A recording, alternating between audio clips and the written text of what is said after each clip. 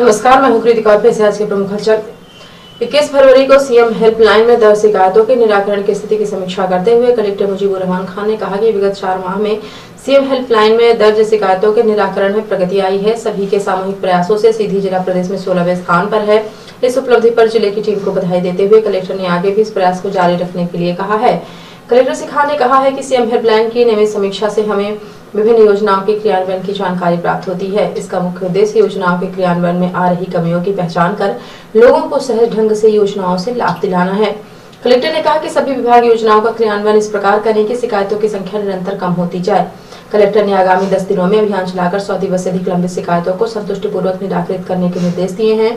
इसके साथ ही समाधान में चयनित विषयों से संबंधित शिकायतों एवं 300 दिवस से अधिक समय से लंबित शिकायतों को प्राथमिकता पर निराकृत करने के निर्देश दिए हैं।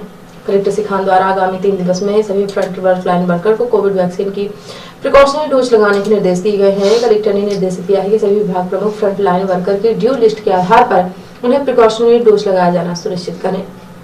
अन्यथा की स्थिति में 25 फरवरी पेड मार्च के वेतन का आहरण नहीं किया जा सकेगा। इसके साथ ही कलेक्टर ने 15 से अधिक आयु वर्ग के युवाओं को कोविड वैक्सीन की दूसरी डोज लगाने के अभियान चलाने के निर्देश दिए हैं। कलेक्टर ने कहा कि छात्रों की परीक्षा प्रभावित नहीं हो, इसलिए उनके निवास के पास ही वैक्सीन की दूसरी डोज लगाने की व्यवस्था की जाए। कलेक्टर श्री खान ने कहा कि बोर्ड परीक्षाओं के व्यवस्थित संचालन के लिए विभिन्न दलों का गठन किया गया है, जिसमें विभिन्न विभागों के अधिकारियों की ड्यूटी लगाई गई है। जिले में परीक्षाओं के सुव्यवस्थित संचालन के लिए कड़ी निगरानी रखी जाए। इसके साथ ही कलेक्टर ने आंगनबाड़ी केंद्रों के संचालन की नियमित निगरानी रखने के निर्देश दिए हैं। कलेक्टर ने कहा है कि भ्रमण के दौरान आंगनबाड़ी केंद्रों में पोषण आहार वितरण को अवश्य जांच लें। उन्होंने अधिकारियों से कहा है कि अपने गोद लिए हुए आंगनबाड़ी केंद्र में माह में एक बार अवश्य जाएं तथा उनमें सकारात्मक परिवर्तन लाए जाने के लिए प्रयास करें। मुख्य कार्यपालन अधिकारी जिला पंचायत राहुल धोटी ने बताया कि अभ्युदय योजना का क्रियान्वयन जिले के 29 ग्रामों में किया जाना है। योजनाओं के अंतर्गत चयनित ग्रामों को आदर्श ग्राम के रूप में विकसित किया जाएगा। श्री धोटे ने चयनित ग्रामों में सभी विभागों की योजनाओं के 100% क्रियान्वयन के निर्देश दिए हैं। इसके साथ ही उन्होंने ग्राम पंचायत डेवलपमेंट प्लान के संबंध में संबंधित विभागों से जानकारी साझा करने के निर्देश दिए हैं। मुख्य कार्यपालन अधिकारी ने कहा है कि पुष्कर धरोहर अभियान तथा ग्राम गौरव दिवस के आयोजन में सभी विभागों की सक्रिय सहभागिता अवश्य होगी। बैठक में समस्त उपखंड अधिकारी सहित सभी विभागों के जिला स्तरीय अधिकारी उपस्थित रहे। सीधी से पटपरा मार्ग पर स्थित गऊघाट पुल की हालत जीर्ण हो चुकी है। छुटपुट दुर्घटनाएं पुल में बड़े बड़े गड्ढे होने के कारण होती रहती हैं, लेकिन जिला प्रशासन और लोक निर्माण विभाग लगता है किसी बड़ी दुर्घटना के इंतजार में है, क्योंकि जीर्ण पुल अभी मरम्मत कार्य अभी तक नहीं कराया गया है। आरटी सेल के अध्यक्ष पंकज सिंह ने बताया कि गत दिवस एक बस और जीप में पुल पर स्थित गड्ढे की वजह से आपस में टक्कर हो गई और नदी बस में गिरने से बची। घटना से बड़ी जनहानि हो सकती थी। पिछले दिनों विधायक निधि द्वारा पुल की मरम्मत के लिए 5 लाख की राशि देने की घोषणा की गई थी। उस राशि का भी कुछ अता पता नहीं चला और न ही मरम्मत का कार्य हुआ। जिला कांग्रेस कमेटी सीधी ने प्रशासन और लोक निर्माण विभाग का ध्यान आकृष्ट कराते हुए कहा है कि जल्द से जल्द उक्त पुल की मरम्मत का कार्य कराया जाए, अन्यथा संभावित किसी बड़ी दुर्घटना के लिए जिला प्रशासन और लोक निर्माण विभाग जिम्मेदार होगा। प्रदेश कांग्रेस कमेटी के महामंत्री ज्ञान सिंह ने कहा कि सीधी से पटपरा मार्ग पर स्थित पुल का निर्माण कुंवर अर्जुन सिंह जी के द्वारा कराया गया था। तब से लेकर आज तक उस पुल में कोई मरम्मत का कार्य नहीं हुआ है। आए दिन पुल पर गड्ढों की वजह से दुर्घटनाएं घटित होती हैं। प्रशासन से आग्रह है कि बड़ी दुर्घटना घटित होने के पहले अपनी नींद से जाग जाए और पुल का मरम्मत कार्य कराया जाए। जिला कांग्रेस कमेटी अध्यक्ष रुद्र प्रताप सिंह बाबा ने कहा कि प्रशासन को उक्त गौघाट पुल की तत्काल मरम्मत करानी चाहिए, जिससे आने वाली किसी बड़ी दुर्घटना से बचा जा सके।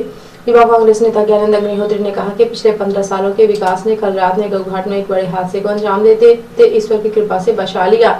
वर्तमान सिस्टम बड़ी दुर्घटना के इंतजार में रहता है। ठीक इसी प्रकार तुर्रा घाटी में ओवरलोड बालू के ट्रक जाते हैं, जो किसी न किसी दिन बड़ी घटना को निमंत्रण दे रहे हैं, परंतु पूरा सिस्टम नेता से लेकर कोतवाल तक उगाही में मस्त है। जिला मीडिया प्रभारी आकाश राज पांडे ने कहा कि सीधी का प्रशासन हमेशा किसी बड़ी दुर्घटना के बाद जागता है, लेकिन गऊघाट पुल पर ये छोटी छोटी घटनाएं किसी बड़ी घटना का संकेत दे रहे हैं।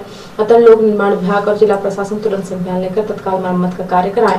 सोन नदी पुल की दुर्दशा को लेकर 21 फरवरी को जिला युवक कांग्रेस द्वारा सोन नदी गऊघाट पुल पर चक्का जाम किया गया।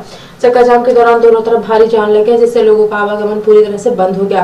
प्रदर्शन कर रहे युवक कांग्रेस के पदाधिकारियों का कहना था कि प्रशासन के लोग आकर उन्हें आश्वासन देकर जल्द से जल्द पुल का मरम्मत कार्य कराया जाकर जिसके बाद ही वह जाम को खोलेंगे। खबर लिखे जाए तक प्रदर्शन जारी था। शासन प्रशासन की मंशा विकास की है, लेकिन उसको क्रियान्वित करने वाले कुछ लोगों की वजह से विकास भ्रष्टाचार में लिपटकर गुम हो जाता है। ऐसा ही एक मामला सीधी शहर से लगे नगर पालिका क्षेत्र मधुरी से आया है।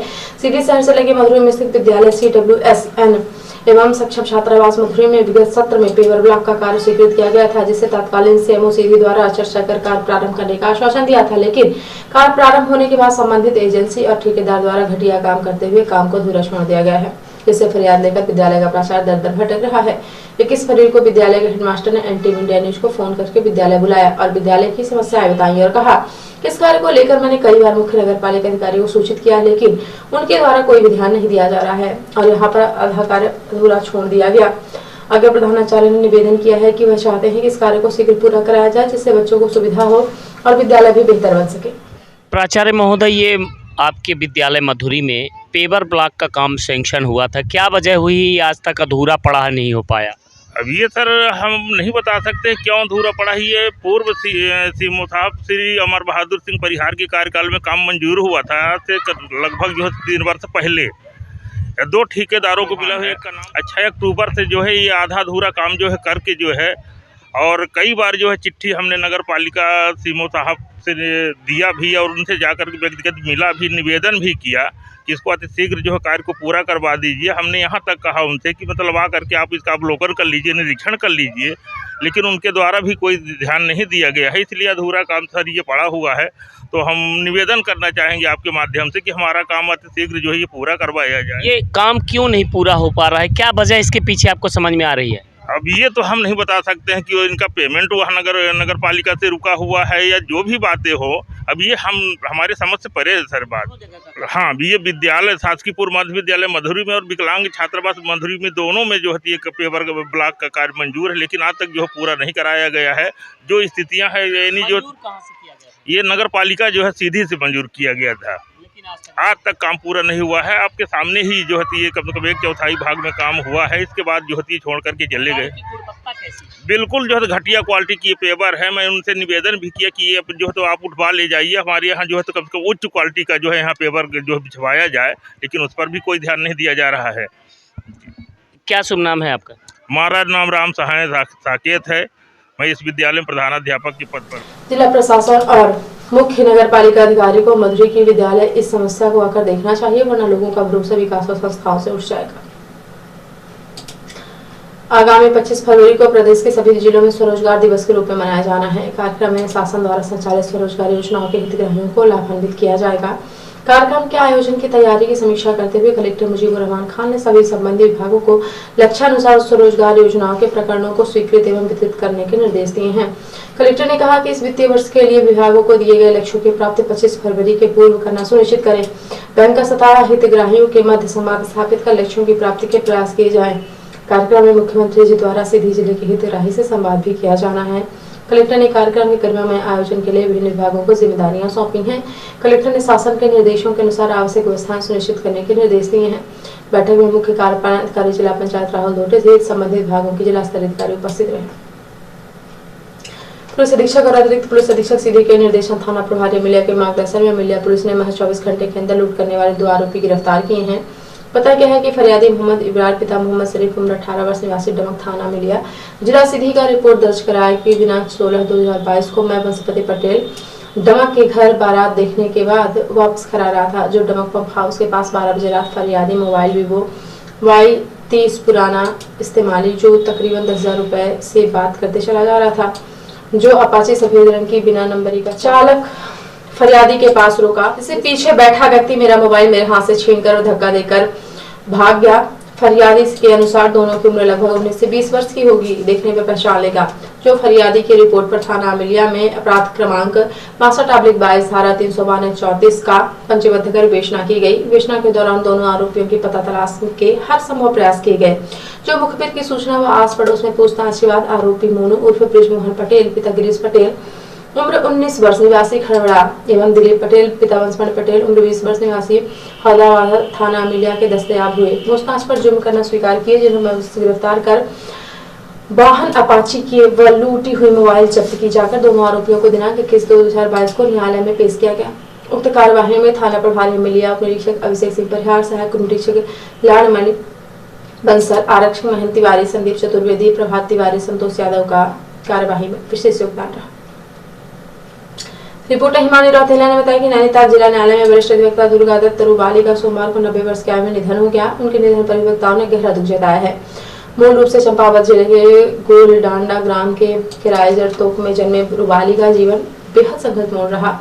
स्वर्गीय रूबाली ने अपनी प्रारंभिक शिक्षा पूरी करने के बाद पातलोट के अंदर ही कॉलेज में कुछ वर्ष तक अध्यापन का कार्य किया। इसके कुछ ही वर्षों बाद उनका नौकरी से मन भर गया, जिसके बाद रूबाली नौकरी छोड़ लखनऊ आ गए। यहाँ लखनऊ विश्वविद्यालय से उन्होंने वकालत की पढ़ाई पूरी की। इसके बाद वह 60 के समय नैनीताल आकर जिला न्यायालय में प्रैक्टिस करने लगे। उन्होंने प्रताप भैया, श्रीचंद जैसे नेताओं के साथ भी कार्य किया।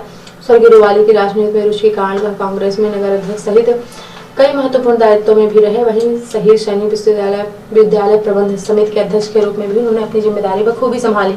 कई वर्षों तक नैनीताल में प्रमुख राष्ट्रीय पर्वों पर प्रभात फेरी आयोजनों की कमान स्वर्गीय रूबाली ही संभालते रहे। वह ओखल कांडा में ब्लॉक प्रमुख का चुनाव भी लड़े, जिसमें मात्र 1 वोट से वह प्रमुख बनने से चूक गए। स्वर्गीय रूबाली के बड़े पुत्र योगेश अमेरिका, मंजली पुत्री गुजरात व छोटा पुत्र गगन नैनीताल में ही अधिवक्ता के साथ निजी व्यवसाय रत है। सोमवार दोपहर पाइंस स्थित शमशान घाट में उनका अंतिम संस्कार कर दिया गया। उनके निधन पर जिला बार एसोसिएशन ने गहरा शोक व्यक्त किया है। और अब से प्रादेशिक हलचल। वन मंत्री को हेड कांस्टेबल की चुनौती। मंत्री के गांव में ही फल वालों को पीटा, गालियां दी, कहा बुला विजय शाह को आरोपी पुलिसकर्मी सस्पेंड। गृहमंत्री बोले यूक्रेन में फंसे एमपी के स्टूडेंट को भारत लाया जाएगा। प्लेन के इंतजाम के सीएम खुद रख रहे नजर। मुरैना में मिर्ची बाबा पर हमला, हाईवे जाम करने जा रहे बाबा और शेलों को गुंडों ने पीटा, फूट फूट कर रोए, फिर पुलिस गाड़ी में डालकर ले गई। पूर्व सीएम के दिल की बात। उमा ने कहा, सरकार मैं बनाती हूँ, चलाता कोई और है, कई बार तो मेरा नाम भी नहीं आता है। और अब ऐसा राष्ट्रीय हलचल। कर्नाटक हिजाब विवाद। सरकार ने हाई कोर्ट से कहा हिजाब बैन नहीं किया, तय यूनिफॉर्म पहनने को कहा। मंगलवार को फिर होगी सुनवाई। बजरंग दल कार्यकर्ता की शव यात्रा में हुआ दंगा। बीजेपी नेता का दावा, एंटी हिजाब प्रोटेस्ट हत्या की वजह। चारा घोटाले का 5वां केस। लालू को 5 साल कैद, सजा सुनते ही लालू का ब्लड प्रेशर बढ़ा। और यूक्रेन से जंग पर यूएस का नया दावा।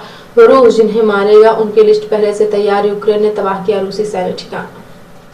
तो ये थी आज की प्रमुख हलचल। यदि आप न्यूज फेसबुक पर देखते हैं तो पेज को लाइक और फॉलो करें। यूट्यूब पर देखते हैं तो चैनल को लाइक और सब्सक्राइब करना बिल्कुल ना भूलें। आप किसी भी न्यूज को तत्काल पढ़ने के लिए लॉगिन करें www.ntvnnews.com। सीधी वेब के प्रत्येक न्यूज का अपडेट अपने फोन पे पाना चाहते हैं तो आप प्ले स्टोर से हमारा app NTV India news download करें और जुड़े रहें अपने आसपास के समस्त गतिविधियों से NTV इंडिया न्यूज के साथ। नमस्कार।